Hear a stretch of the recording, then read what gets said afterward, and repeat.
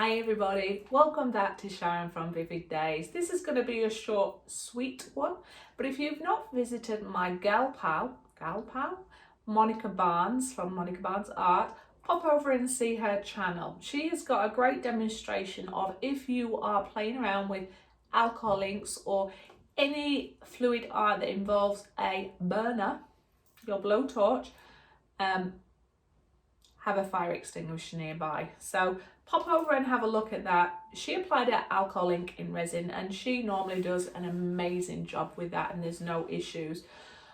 With that particular piece she was working on, she applied a lot of alcohol ink and went back to use the blowtorch in less than 10 minutes, I believe, or she'd gone away, done some stuff, come back. Normally the alcohol ink would have dissipated enough for you to be able to then come and apply your blowtorch or heat gun to blend it or get rid of the bubbles. And she's done this on numerous of her videos and there's been no issues. On this one time, because I think she applied quite a lot and came back in a short time, she used her blowtorch and it set a fire, and she tried dabbing it and it went more on fire. Now luckily she had a fire extinguisher, she was able to extinguish that, everything was safe, just the piece of art was ruined.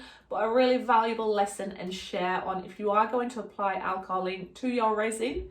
I tend to not apply my heat gun or blowtorch. I do apply my heat gun.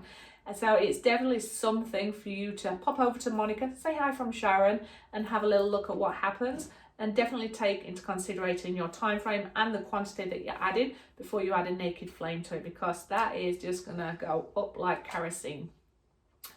Me personally, I do not usually apply a flame. When I've applied the alcohol ink, I'll use my hairdryer or my heat gun. Oh my God.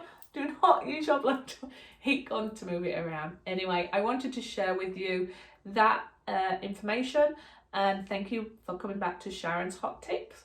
Remember, thumbs up, subscribe, share, comments are always welcome. Come back and see me. If you've got any tips you want me to share, let me know and I'll do my best to help share it with the art community. But thank you for hanging out with me, and your support is much appreciated.